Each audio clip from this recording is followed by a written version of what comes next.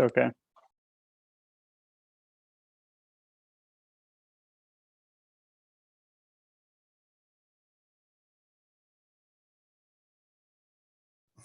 Hi, Brian. You're muted. Anyway, I was having a little trouble connecting there. Well,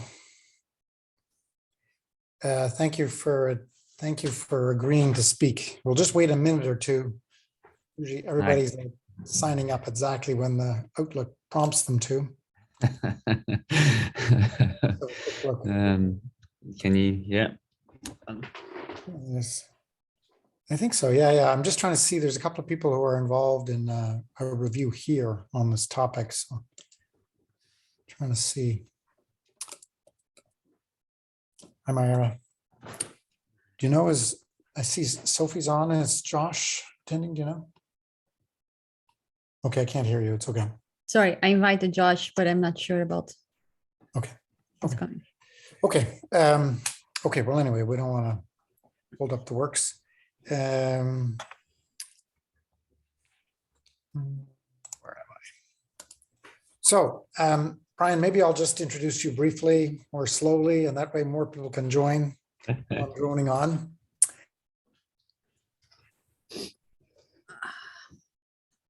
So, right. Okay. So, Ben's an associate professor in pulmonary medicine at Stellenbosch in South Africa, in Cape Town, I believe. Relevant to this talk, he's been very involved in post-TB disability, and actually started the first post-TB clinical service, which is interesting, and has organized international symposia and published on this extensively. So we're actually quite interested in this problem ourselves. So we're very keen to hear what you have to say, what you think, and initiate some discussion. So please, with no further ado, Brian, please go ahead. Oh, thank you very much for the invitation. Are you hearing me all right? Okay, what I'm going to do is I'm just going to turn off my camera, if that's okay. I don't think you need to see me. There's nothing to look at here. But thanks very much for the opportunity to talk. Forgive me if I'm a little bit slow. It is 8 p.m. on a Friday night here. It's been a long week, so I might have the odd sip of coffee. But I'm going to just take my...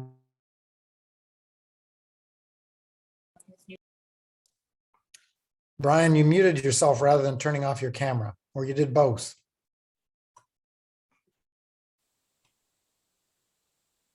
As I was saying, it's been a long week. Okay, anyway, let's go. So post-TB lung disease from a global perspective. So this is the continent I call home. And I like to slide this, sorry, I'm just trying to get into my mouse. There we go. Can you see my mouse, my cursor? Okay, I like to put this slide in because I think we often forget how big Africa is, this continent that I call home. It's actually really huge, geographically and very geographically diverse. And South Africa, as you know, has been in the news for all the wrong reasons. You can see we've obviously got, everybody's waiting for our new COVID variant, or Omicron. This is our second of the, we never disappoint when it comes to a healthcare crisis, South Africa. So all the wrong things. But let me tell you a few little lesser known facts about South Africa. So you may or may not know this, but there are 6 floral kingdoms in the world. Now, the smallest of these is called the Cape Floristic Kingdom. It's the 6th kingdom, and it is found only in the Western Cape, which is where I live down the bottom here. It's the smallest. And you'll know that, may or may not know, that our national flower is the protea, and that's part of the Cape Floristic Kingdom. And if you know rooibos tea, or red bush tea, you might call it, that is part of the what we call fynbos, or the Cape Floristic Kingdom. That's obviously Table Mountain in the background. Another lesser known fact is that we have the oldest humanoid fossils in the world. This is a Littlefoot skeleton, which was unveiled outside Johannesburg. It's 3.6 million years old. So in some way, maybe we all have African roots, and that point is relevant. So the other thing that you'll be very obviously aware of is TB.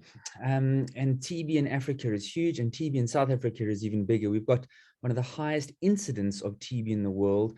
Last time I looked at it, which I must admit is a little while ago now, we had the third highest incidence of the world. I think we were second to Eswatini and I think Botswana, if I remember correctly, in terms of incidence, maybe not numerically. Just a little interesting fact. This cross here on the side, you might recognize from the American Lung Association. This is called the Cross of Lorraine. And it actually was proposed as it's had a long history in Europe, particularly in France, and was proposed by a French physician as the cross that should be the crusade against tuberculosis in 1902. And that's why it was in the old Union Against TB and Lung Disease emblem. And you might see this, many of our TB hospitals still have this emblem on their logos. So where do I work? I work at Stellenbosch University and Tygerberg Hospital. We're the second biggest hospital in the country. We've got almost 1,400 beds, and we service 6 secondary hospitals. You can see the big pin and the little pin, lots of little pins. We have lots of primary hospitals as well. And our drainage population is estimated to be about 3.5 million. So that's in that map on the right, most of the yellow, most of the purple, all of the red, half of the green, and some of the orange as well. And unfortunately, we only have 3 pulmonologists servicing this whole area, of which I am one. So can you just give me a second? Need to just close my browser because I've got everybody's pictures. There we go. That's better. So the other thing that you will be aware of, so talked about the high incidence, is that we have a prevalence of TB measured not by the WHO, but by First National TB Survey of about 737 per 100,000 in 2018. That's almost 1% of our population. That's really, really is huge, and massive numbers. But that's a pretty meaningless number. So let me break that down to you. I showed you the Western Cape area that we live, and this is this is our Western Cape dashboard. In the last 12 months, it's 1 year, we have had almost 40,000 cases of TB in that period. And on the left, you'll see all the sub-districts and districts, and I've highlighted in red here, all the districts for which we provide tertiary service for, and we provide tertiary service for all those areas. In the Cape Town metropole, we have almost 22,000 cases in the last 12 months alone. And you'll see that the sub-districts that we're responsible for, I've highlighted in red, and you'll see our own immediate sub-district has the highest of almost 4,000 cases in 12 months alone. So in the last 5 years, the Cape Town metropole, that's not the whole Western Cape, it's just the metropole, has had 180,000 cases of tuberculosis. And we obviously in our own district had almost 32,000 cases in the last 5 years of TB. So these are massive, massive numbers. And so this is what I deal with very regularly. And I'm going to show you two cases here. Now, these 2 cases there's the only thing about these 2 cases is that they were shown yesterday. There's nothing special. We see lots and lots of these cases, but I just want to show you what we're seeing on a daily basis. So this is a 43-year-old lady, HIV negative, had 2 previous episodes of TB, had an FVC of 77%, and she was presented for surgery from massive hemoptysis about 18 months ago, but because of COVID has been cancelled twice. This is another gentleman, 27-year-old HIV positive male. He had MDR TB in 2014. He was treated for a lung abscess, which I'm a little bit dubious about, and he was referred to us yesterday because of massive hemoptysis, and this is his chest X-ray and CT scan. So because of this high burden of post-TB lung disease, and because it's obviously one of my research areas, we put on the first International Post-TB Symposium in Stellenbosch in 2019. And it was quite a milestone. And 2 of the things that we achieved for that was consensus on the terminology post-TB, because before 2019, there was very little consensus. And you'll know that when you search the literature before that, all sorts of terms and variety of terms were used. Now, post-TB is no better than any other term. It's just a consensus term. We're also using the Delphi process for both the terms and the definition. We came up with this definition of post-TB lung disease. It's evidence of chronic respiratory abnormality with or without symptoms attributable at least in part to previous tuberculosis. Now, that's a very woolly definition, you might think, and it's a very broad definition. But we had to design it like this for many different reasons, because we were having to balance a whole lot of tensions, and hope and surely over the time this definition will change. But we needed to be sensitive over specifics. We needed to be broad and inclusive. We needed a definition that could be used in both high and low resource settings. We needed a definition where you might have dual pathology. So for example, if you had COPD and then developed TB, you could easily have dual pathology in the same patient. And we needed a definition which would include lung damage, even if it's asymptomatic, because you're not really sure what that even means long-term. And we wanted to, you need to also account for old disease versus recurrent disease. And then you've got to remember a large proportion of people, even on the African continent, may have undocumented or untreated TB, but they can still have post-TB lung disease. So when you put all of those things together, it's very difficult to make a much tighter definition than the one that was proposed. But I'm sure this will change. So for the remainder of the talk, I'm going to talk about epidemiology and impairment. I'm going to talk about the clinical syndromes and measuring of post-TB lung disease, 4 problem areas that I see in post-TB lung disease, which I think are very important, advocacy, and then I'm not sure, but we might have stopped before that, but we might talk a little bit about management, depending on how we go in terms of the audience and time. What I'm not going to talk about is non-lung complications. I'm also not going to talk about the very important, what we call the ESP, economic, social, and psychological post-TB consequences. These are very important. I'm not trying to minimize them. They're a talk entirely on their own. So let's ask some questions. And this is a question that I asked about 10 years ago, and says, how many people are living who have survived tuberculosis? Now, this is a really, really important number. And you'll be aware that until this year, in fact, until July of this year, we didn't even have a number. We knew that the WHO estimated there were 54 million survivors since 2000. But this publication put on by Peter Dodd and James and Marika, who are from our institution, did a modeling exercise, and they estimated to be 155 million survivors of tuberculosis worldwide in 2020. The majority of these are in the Southeast Asia region, so that includes China and India, perhaps unsurprisingly, but you see Africa is not doing too badly itself. Now, what is the link between previous TB and COPD? And there are many, many studies looking at airflow limitation and the association with TB. I'm going to present just this one. The only reason I'm presenting this one is because it's the latest, but there are lots of similar studies from around the world. And this is in Press and Thorax for, I think it's the December or January issue. And this is a study of 6 countries on 3 continents, looking at over 12,000 people, assessing with spirometry population study. And they found a COPD prevalence of 8.8%. COPD prevalence, COPD could be termed by some chronic airflow limitation, but we won't go, that's an argument for a different time. But if you had previous tuberculosis, your incidence, the incident or the prevalence of COPD was 25%, so that's 1 in 4, compared to about 8.3% for the rest of the population, giving an adjusted odds ratio of approaching 4. Just in this particular paper, it was interesting to note that only 2.7% of people reported previous tuberculosis and only 12% reported daily smoking, and that the attributable fraction of TB for COPD was estimated to be about 7%, which might sound a little low, but when you also think that the cigarette smoking was only 12%, it's actually kind of a little bit more impressive. And also, when you read the paper, there's marked heterogeneity between the sites, and the attributable fraction in some of the sites was up to 26% for COPD.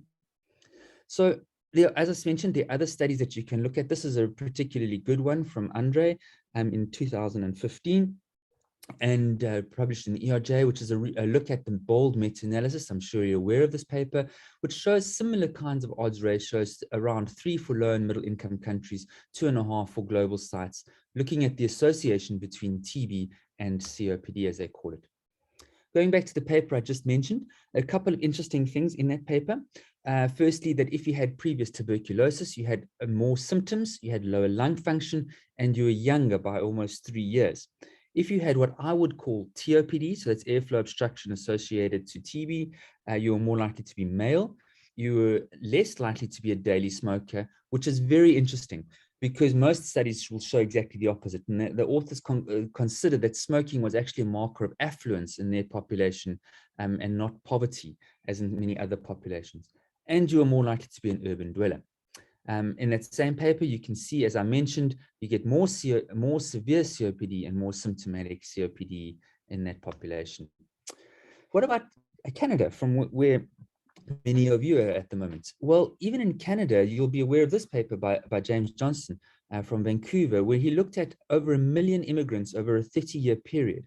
And he found that if those immigrants developed airways disease, which was 42, the immigrants who developed TB had a twofold hazards ratio for developing airways disease. So that was 42% in TB patients and about 10% in the controls. And you see that there was actually a survival difference between those who developed TB and those who didn't. Now, this was not accounted for by age. It was not accounted for by smoking.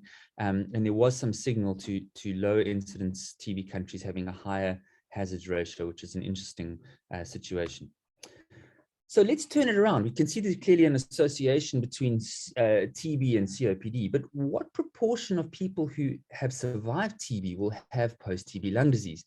And what is the mortality after tuberculosis? And what is the disability? So if we look at the coin from the other side, the other way, and the proportion of TB survivors who have post-TB lung disease is actually very difficult because there are many studies looking at this. And when you look at the proportion of people who have post-TB lung disease or symptoms, you've got to look at what population they come from.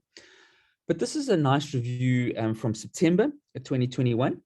And you can see that in this is Kerry Vinay, who showed that about 1 in 5 people will globally after TB will have respiratory impairment. Now you can see again, this is heavily weighted in the low and middle income countries, with a lot of sparing in the upper middle and high income countries.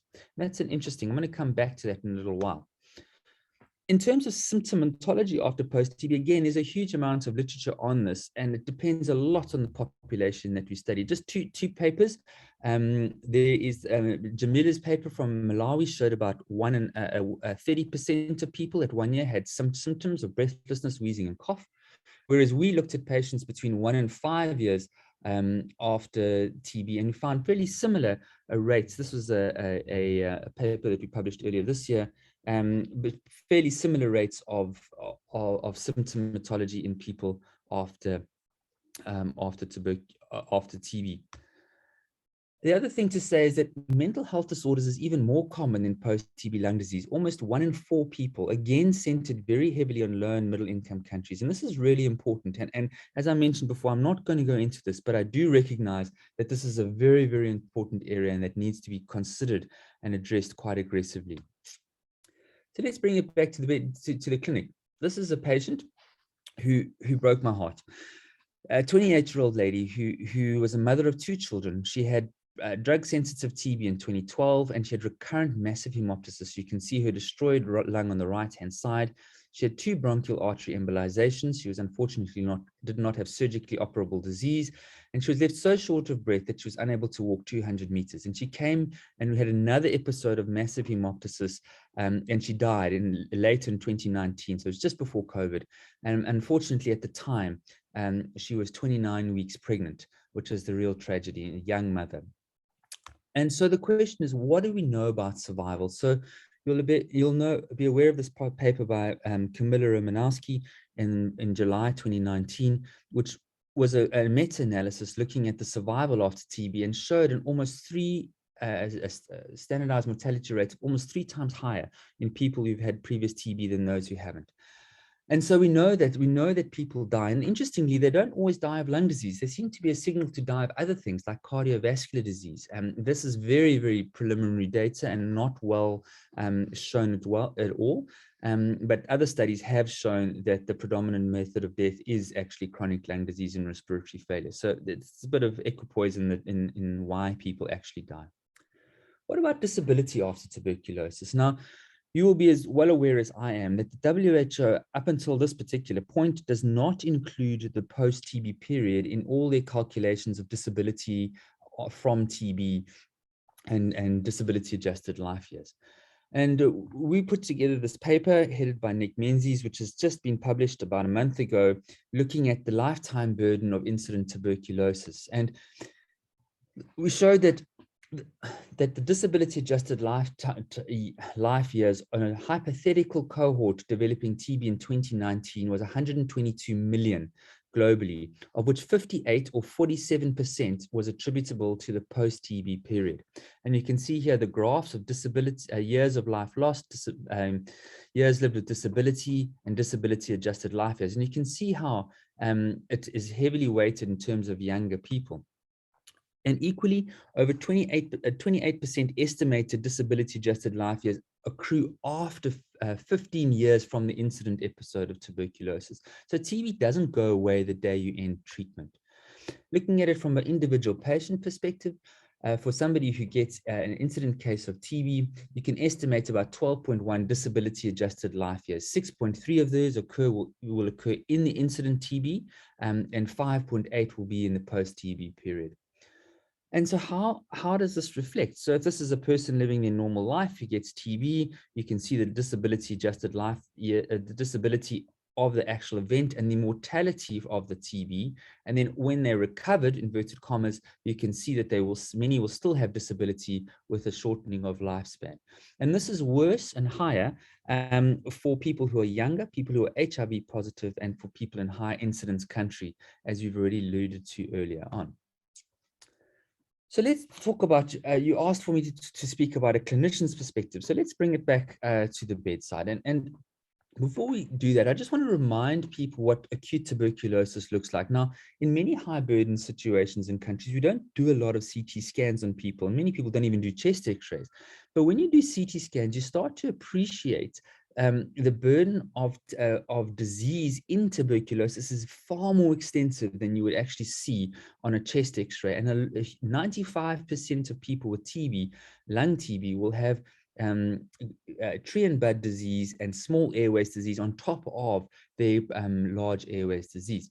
And so that's a really important thing to appreciate when you are thinking about post-TB lung disease.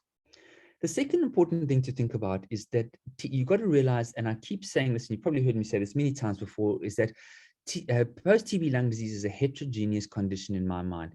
We don't know what the various clinical syndromes mean, but they are very different between patients, and even within a person may have different forms of post-TB lung disease. And we proposed at the symposium a number of clinical patterns to be thought of. And there's the airway patterns, there's the parenchymal patterns, the pleural patterns, the pulmonary vascular patterns, and obviously other patterns within the chest. And so let me give you some examples of these. So this is a patient with a 38-year-old female who came to see me after 2 episodes of TB. She had been treated as an asthmatic for many years, and she clearly, you can see, has bronchiectasis, and unfortunately was a very frequent exacerbator. So she's got large airways disease or bronchiectasis. Now, I just want to pause there for a second. This is the EMBARK guidelines headed by James Chalmers. I think this came out in 2017 or 2018. It's a bit of the Bible of bronchiectasis from Europe. A lot of the world is following this. And in this EMBARK guidelines, there is an entire chapter to non-tuberculosis mycobacterium. But the word TB as a cause or in association with bronchiectasis, to my count, it was only mentioned 3 times in the entire guideline, which is incredible, because it's by far and away the commonest the commonest reason for bronchiectasis that we see. And unfortunately, most of the work on bronchiectasis comes from the developed world and not from high TB burden settings. And this all changed later that year when the same group released the study of 2,000 patients from India, which, like our own setting, showed a massive predominance of TB as a cause of bronchiectasis. And this, I think, is going to change things pretty rapidly in the TB world. But just appreciate how neglected TB has been as a cause of bronchiectasis globally. So for those people who don't believe in small airways disease, or what I termed TOP, so tuberculosis associated pulmonary disease, this for me is a case I love to show, because in my mind, it is the first and only histologically proven case of pure post-TB lung COPD that I've come across anyway. I'm sure there are others, but I haven't actually come across one. And it's a 23-year-old guy who was a football player, he's a striker, playing high-level football. It was HIV negative, sober habits, and he had one episode of drug-sensitive TB, and 3 months later, he was referred to me because he was still short of breath.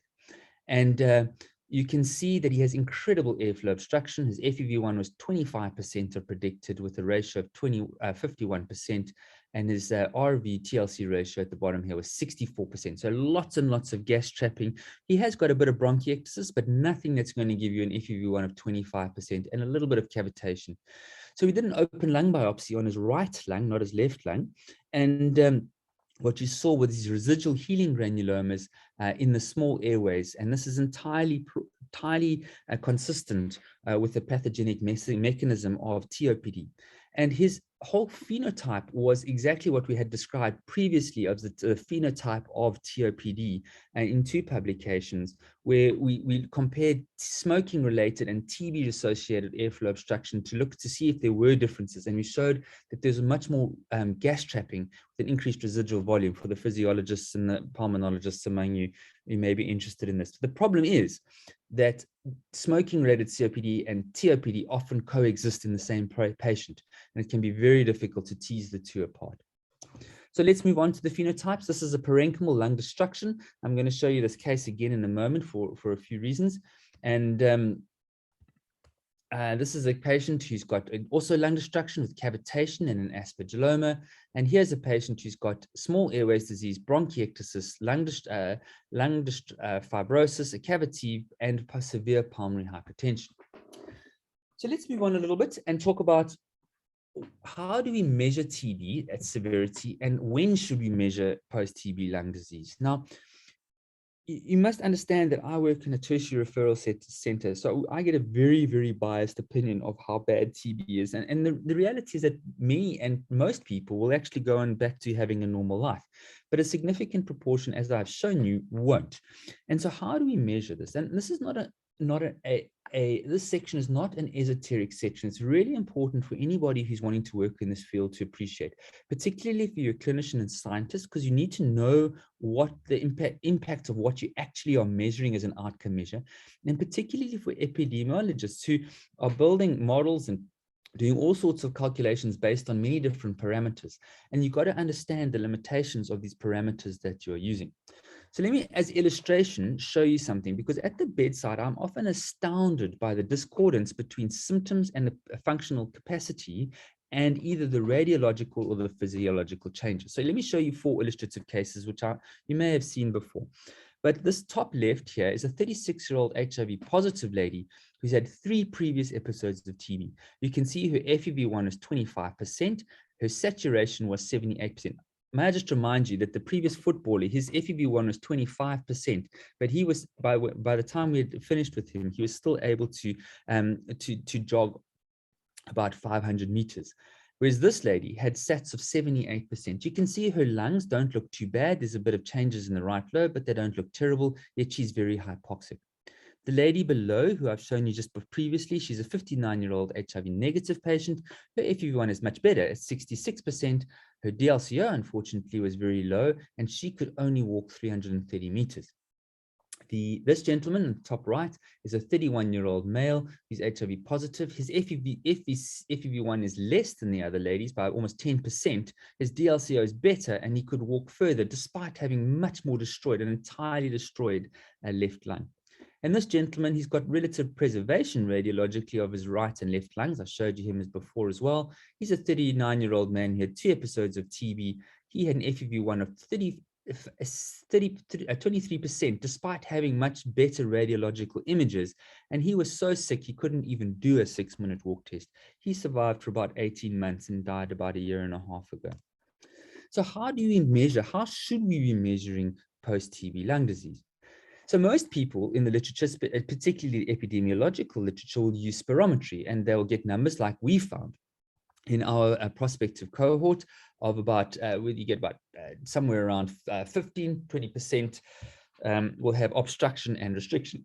Now, when we did extended physiology, so body plethysmography, diffusing capacities, etc., we found that we missed a huge amount of disease.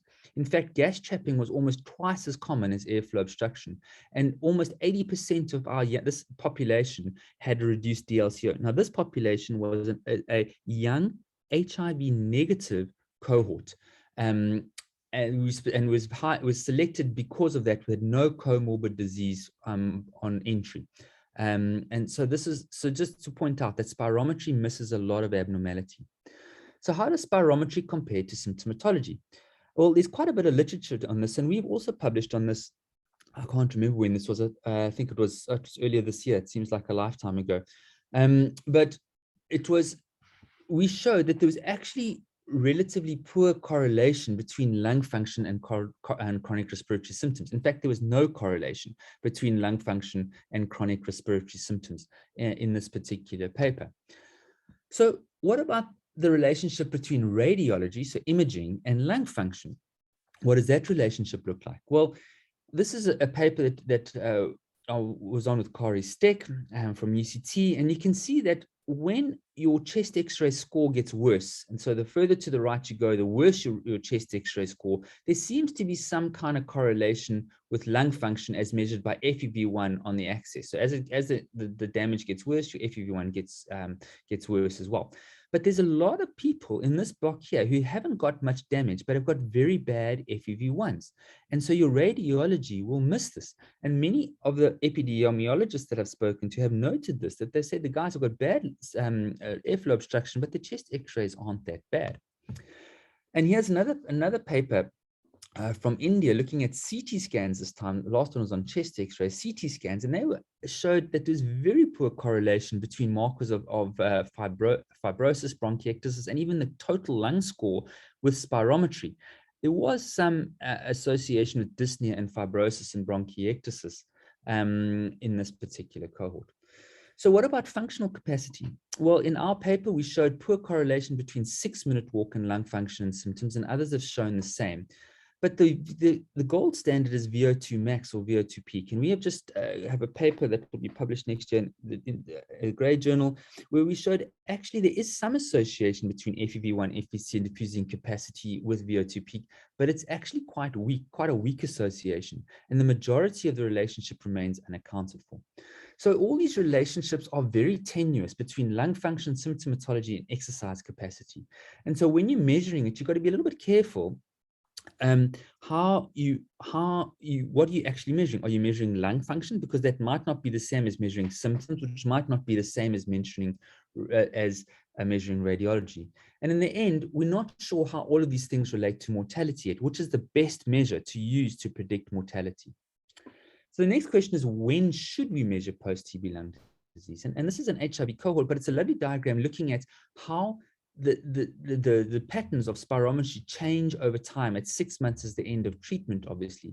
And to say that 20% of people with a normal baseline spirometry went on to develop impairment at 1 year.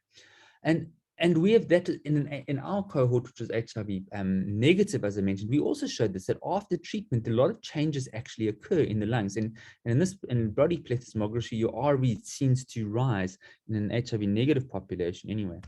And so the question is, should we be measuring post-TB lung disease at 6 months, which seems like a good time point, or should we be measuring it further down the line when probably it's more kind of set? And this is, again, a very important question, which we don't actually know the answer to. And the other concept is the trajectories after that initial improvement period. What happens then? And you'll be aware of these curves from COPD literature. This is Augustine Hogg's paper in 2019 on the NEJM1 COPD. I'm just borrowing it to show you that we know that in many people, TB decreases your lung function, and in children, it may totally alter your trajectory. But one of the big questions after that is, what happens next? Do you continue the decline related to age, or do you have an accelerated decline? And we don't really know that. And that is something that we have to start exploring. So these are all measures of and markers of TB, but what about some clinically important aspects? And this is more and more, I'm appreciating what I call the 4 horsemen of post-TB lung disease. And the first is post-TB lung disease severity and progression. The second is recurrent TB. The third is exacerbations, and the fourth is mortality that we've already mentioned. So what predicts post-TB lung disease? Now, as I said, the majority of patients, let's be honest, will be fine after TB, but there's a significant minority which will not. And when you times it by 155 million, that's a lot of people. So we know from the organism factors that recurrence of TB and drug-resistant TB does portend to a worse phenotype of post-TB lung disease. We know that. I'm not sure if there are other factors. There may well be other organism factors that causes. Then obviously there's host factors, because a lot of what you see is damage from host responses. And we know that HIV negative patients are actually relatively protected because potentially for a variety of reasons, but there's obviously immunological and genetic. So why does a girl that I saw who's 14-year-old had one episode of TB have a totally destroyed right lung, whereas another girl will walk away with a scar or nothing? So there must be some kind of host response as well. But I think the other thing that we mustn't forget is the interplay between environment. And I've shown you twice or three times now that low-income countries have a worse outcome. So what is the low-income country surrogate for? Because obviously living in a piece of land is not in and of itself going to cause worse disease, but is it a surrogate for delayed access to care? Is it a surrogate for delayed care, not getting treatment? Is it a surrogate for exposures, biomass smoking, or maybe secondary infections which may contribute? But what is the signal that is modifying the effect between TB and disease severity? We don't know this, and this is a really important a piece of work that needs to be unraveled in the next few years. And can we unravel why this is happening? So let's talk about recurrent disease. So I've told you that recurrent disease makes your TB lung disease worse, but also we know that people who've had TB are at much, much higher risk, almost threefold risk of getting TB again. We know this, and it's an entire topic and talk in and of itself. And these are some of the known risk factors for recurrence. And I want to highlight poor adherence, cavitation, and particularly cavitation, greater extent of disease. So the worse your physical disease, the more likely you are to get recurrent disease. But there may probably many, many more. And so there seems to be this two-way relationship between post-TB severity and recurrence of disease. What about exacerbations? Now, in our population, at least, where there's a high barrier to access of care, most people will present to services. It's quite interesting. In our setting, if you have post-TB lung disease, it's like patient has post-TB lung disease, discharged from care. And that's it. Everybody just says, washes their hands, throws their hands up. But most people come back for one of two reasons in my context. One is exacerbations and one is hemoptysis. So exacerbation being a worsening of symptoms. Now, we have just done an audit of 9 months of acute admissions to our hospital, respiratory admissions to our hospital. And it stopped a month just before COVID came in 2020. So it was just a 9 month of 1,000 patients. And you'll be amazed to know that 20% of people who presented with a known chronic respiratory disease had post-TB lung disease. And the important thing is the recurrence rate, how often these patients came back. So we had 31, so call it 1 in 3 readmissions per 30% readmissions per 100 patients. That's a really quite astounding. And remember, that's in a 9-month period. That's not even in a full calendar year. And the other thing I want to highlight is that about 10% of all our admissions were for hemoptysis, for which TB and post-TB lung disease were by far and away the commonest causes. But we're not the only people who found that. In the top study here, you can see this is a paper from India, which is also relatively recent. They looked at outcomes of what I would call TOPD and COPD, and they showed people with TOPD had more exacerbations, they had more severe exacerbations, higher hospitalizations compared to COPD, and numerically, but not statistically, higher mortality rates as well. And other workers from South Africa, from Port Elizabeth, have also shown that post-TB lung disease has more frequent exacerbations compared to other competitor chronic lung diseases in their context. So we know that these exacerbations occur. In that first Indian publication, which was very quite interesting, just to pull out another factor, is that they showed that TOPD had lower FEV1s, but the decline for their population, which admittedly was very small, the cohort, was similar to the declines for COPD. And I think this work needs to be furthered. So when patients come with exacerbations and hemoptysis, which may often very well overlap, you may have both. They can be recurrent tuberculosis. They can be true exacerbations. And what that exactly means, I'm not sure. Is it a viral infection? Is it increasing inflammatory response? I don't think we really know that. Or it could be for some other reasons like aspergillomas. I've shown you a few patients now who've had aspergillomas.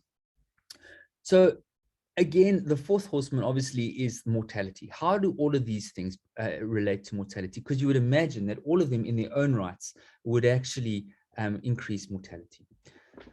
So now my most important message, and now if you've missed everything else, these are my most important slides, is that I was asked to do a talk at the union meeting on TB and lung disease. And we know that roughly, depending on how you measure it, 20 to 30% of people with TB will have some form of post-TB lung disease. And for post-COVID lung disease, it's about 30%. Now, TB, we know, is about 10 million cases per year before COVID, with about 1.4 million deaths. And for COVID, this is a number I haven't updated since September. It was 230 million cases, about 4.7 million deaths in 19 months. But what you've got to appreciate is that this is 30% of all TB cases, whereas this is 30% of all hospitalized cases for COVID. Now, the hospitalized cases are about less than 5% of admissions of all COVID cases. So we really are seeing a tiny tip of the iceberg for post-COVID lung disease. And if you look at the bottom here, there's now 155 million cases of previous tuberculosis, and in September, 230 million as survivors of COVID. And the other staggering thing is the publications. When you compare, there's been more published in the last 20 months on post-COVID lung disease than there has been in the last 40 years in post-TB lung disease. That's really quite an indictment on the post-TB community. And we know that the world is an unequal place. And I think COVID really has shown us this lack of vaccines. Disparity has just again highlighted this major inequalities between what I now call minority countries and majority countries, because I think they're far more helpful terms than high and low income. So I'm moving away from the terms high income and low and middle income to minority and majority. And so I don't want to take away from what has been done in post-COVID lung disease, because I think it's fantastic and I think it's very, very impressive and really awesome. And I think the reasons are that there's been a pandemic, that many other activities have stopped, and there's been a huge amount of funding put in. So, for example, in the US alone, the Congress earlier this year put 1.5 billion aside over 4 years to make available just to study the complications of post-COVID lung disease, whereas post-TB, we know, occurs primarily in majority countries. So what can we learn from the post-COVID space and how well they've done? And I think the one thing that we can learn is the importance of perception and advocacy. There's been a huge amount of advocacy for post-COVID lung disease, largely patient-driven. It's a problem, we need to know about it, we need to sort it out. Post-TB, not so much advocacy. And the second thing is a matter of geography. The disease of post-COVID has occurred in centers where there are resources, where there's funding, and where there's capacity. Whereas post-TB lung disease occurs in centers like ours, where there's not a lot of funding, there's good resources, but our capacity is extremely limited. And so in order to really study something, you have to marry those two things. So geography and advocacy are the main messages. Now, I'm just going to pause there. And I decided that I have got a few slides, a couple of slides on management, but I just need to know if you'd like, I don't know how many clinicians you've got in the audience, because I'm aware we've got 15 minutes left. I want to make time for discussion. So would you like me to go through a few slides on management, or would you like me to just stop there and leave it for another day? Well, I guess what's interesting is, if you have, I suppose the knowledge gaps are always interesting to know, more than maybe the specific management. Okay. Well, then the whole of post-TB lung disease is a knowledge gap, I think. Right. And I think you can summarize it in 2 words: no evidence. So, okay, let me quickly talk through it. So when you talk about post-TB lung disease, we talk about primary, secondary, and tertiary prevention. Now, the primary prevention obviously is preventing TB disease. The secondary prevention is obviously minimizing the damage of TB to cause post-TB lung disease. And then the tertiary prevention is obviously the management of the complications. And in terms of management, these kind of generic things that you can fairly safely prescribe and say that they're probably going to work. And that is a baseline assessment. Now, what I would include in the baseline assessment would be definitely a symptom review, some kind of physiological markers, be it a 6-minute walk or a spirometry, and very definitely a chest x-ray, an exit chest x-ray. Because when somebody represents again, you want to know that the x-ray is different to before, so people don't get unnecessarily retreated for TB. The other thing is vaccination, we know is helpful for most chronic lung diseases, and pulmonary rehab for most chronic lung diseases work. The other thing that we can fairly safely say is that you've got to keep a very a close eye on the ball in terms of TB recurrence. And you've got to expect that, especially in the first 2 years, that recurrence may well occur. But in terms of actual medications and management, this is where there is almost no evidence. And most just before I move on to that, just to talk about rehabilitation, there's not a lot of actual data in post-TB lung disease on pulmonary rehabilitation. This was a pilot study from Uganda of just 29 patients, which showed some good improvements in incremental shuttle walk in this patient population, which was a bit highly selected and quite motivated. But we should have data on rehab and post-TB lung disease in the next 18 months or so. There are some big trials looking at this globally. So that's probably a fairly low cost, widely applicable intervention.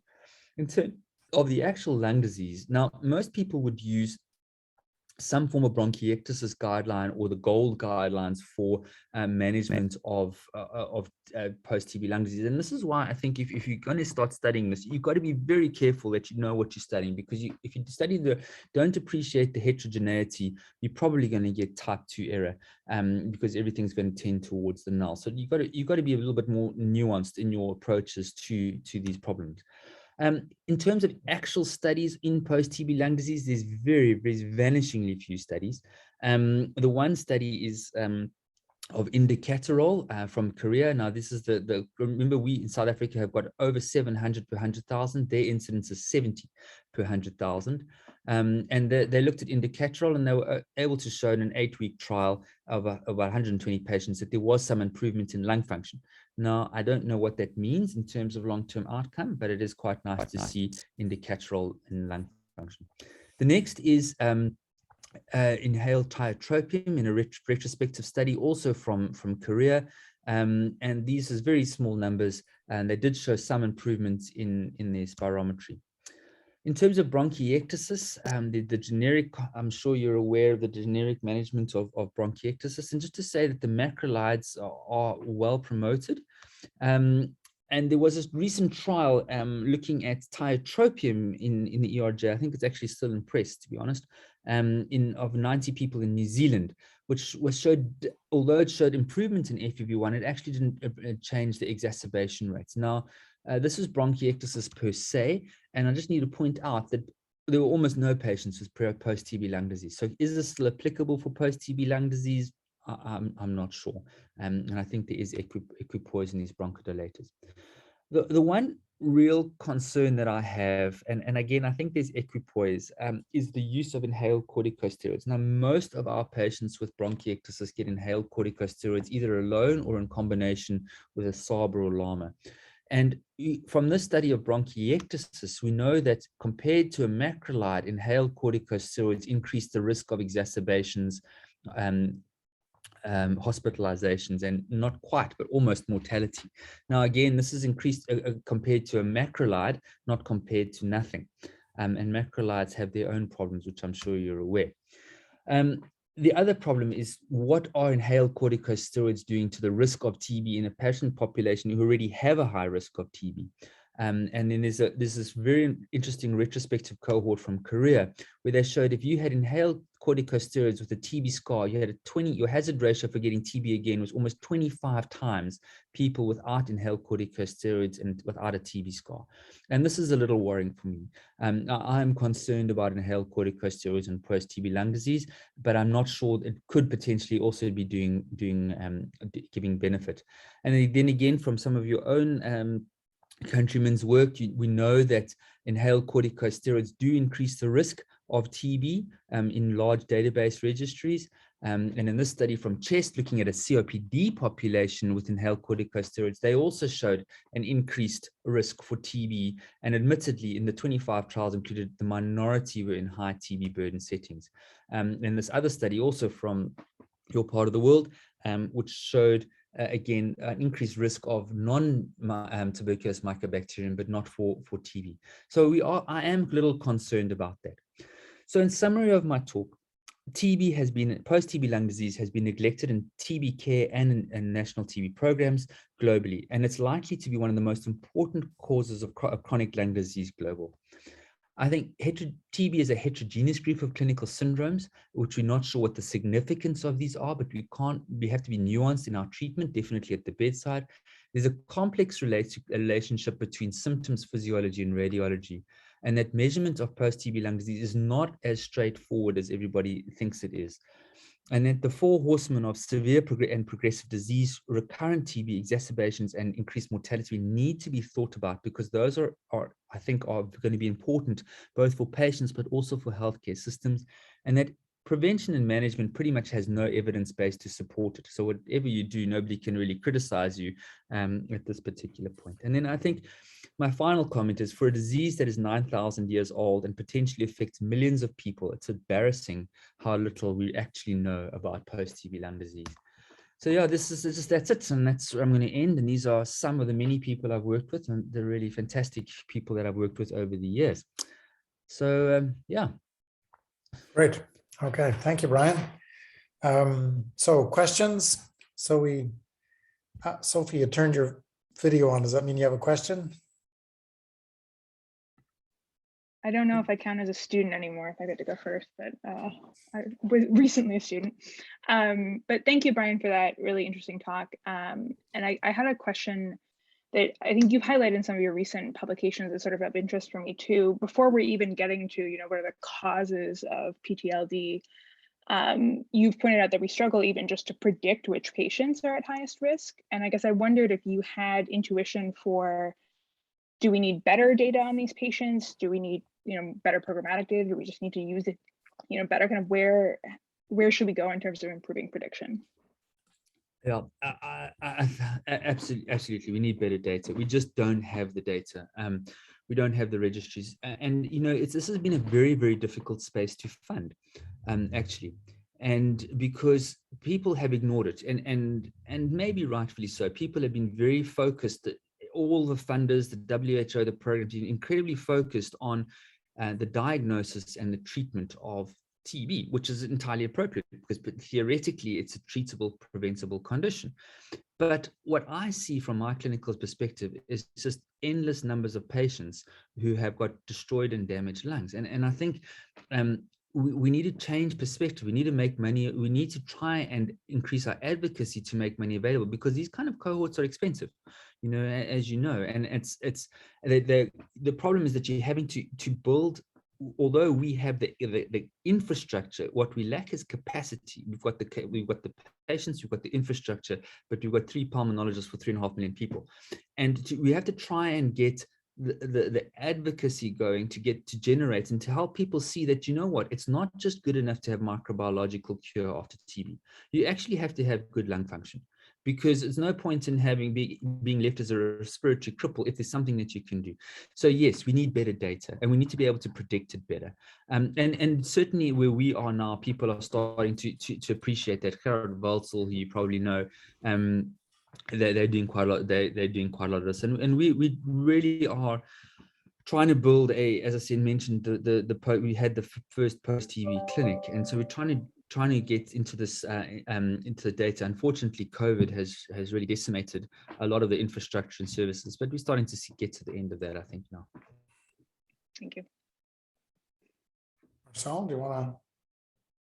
Hi, Brian. That was a really wonderful presentation and overview, especially of the numbers, the force of disease that you see. I have 2 questions. They're very different, but one, what we see clinically, which is not much, But what I have been seeing is people who had TB in the past who now have NTM infection. And I think it's part of the bronchiectasis due to their TB. Are you seeing NTMs after TB? Not a lot. Not a lot. We are looking for it increasingly because I can't believe we're not seeing it. I keep asking myself and my team, why are we not seeing it? Is it because people are still seeing AFB positive and therefore it must be TB? Which I think we've moved beyond that now. We're using a lot of gene experts, we're using a lot of cultures and things. So what we are doing in our post-TB clinic is we actually screen sputum pretty routinely now for infections, and we're not seeing a huge amount of NTM. So I think, to be honest, we're missing it. But it's not as common as we read from the North American literature, definitely, and the European literature, not by no stretch of imagination. Yeah. Got it. And the other thing that I was wondering is, given you have more or less the same pathogen, you have these divergent outcomes. These different outcomes could be considered in a kind of way. They could be called endophenotypes of MTB infection. So as you probably know, Erwin Schur has looked at dissecting the different outcomes of M. leprae infection and found a genetic basis to who has leprae reactions and reversal reactions as opposed to who does not. Are you looking at genetic or epigenetic basis of these divergent phenotypes? Not yet. It's on the cards. When the problem with the endotypes and the phenotypes is that you can have, I mentioned the small airways disease, the large airways disease. It's not specific to one person. One person has large airway, one person has small airway, one person has cavity. So there are people who have difference, but even within one lung, I can show you areas which have fibrosis and cavitation, and areas which have small airways disease, and areas which have large airways disease. So the first question you've got to ask is, when you're endotyping and phenotyping and leprosy, obviously it's a very different, very important. But you got to ask, well, what is the clinical importance of that phenotype? Does it actually matter what phenotype you have, or is it more about the exacerbation frequency? So I think these are very important questions, and we're still very ironically early in this disease, and it's definitely something that we are thinking about, the genetic, the immunological basis of this, but we've got a long way to go, and unfortunately the workers in the field are few compared to things like post-COVID lung disease. Thank you. I have a 2 o'clock meeting, so I'm going to cut off now, but I really appreciate your talk and thank you for your answers. No problem. So I just have one last quick question. I know it's 2 minutes to go, and then indeed everybody's going to have to rush off to other Zoom calls. So is there good longitudinal data looking at decline? I mean, you showed some kind of shorter term, if I got it right, data on lung function decline, but is there any kind of, past a year, more than a year post-event on lung function changes or decline? Is it similar to people with, COPD who continue to smoke? Do they stabilize? Yeah, there's not a lot of data. I'm aware of a couple of cohorts, probably 3 or 4 internationally, that are looking at lung function decline over time. Mm-hmm. I mean, we just don't have the volumes of patients. Our own work is small cohorts, small numbers. We followed out to 1 year post TB treatment, but we don't have that data. Some data will emerge, I think, probably in the next 12 months on that. But again, it's going to be one or two cohorts, maybe 3 cohorts. It's not going to be 10, 15, 20 cohorts like we're seeing in other diseases. So yeah, it's a really important question. And then also not only what is the decline, but what predicts an accelerated decline. That's almost more important than just measuring the decline, because obviously there'll be a spectrum. There'll be those who actually improve, and there'll be those that decline. And how can we predict and intervene earlier on in those? So yeah, these are all super important questions. Okay, great. So listen, it's 2, so we do have to probably vacate. So thank you again, Brian. Really fascinating talk. Great talk. Pleasure. Very come and visit clinically us. relevant. Come and visit us. We you ever feel like a trip to Cape Town? Right. Okay. Good luck in your work. Mm-hmm. As soon as that Omicron dies down. Yep. All right. Thanks again. Okay, next. Keep well. Yeah. Cheers. Bye-bye.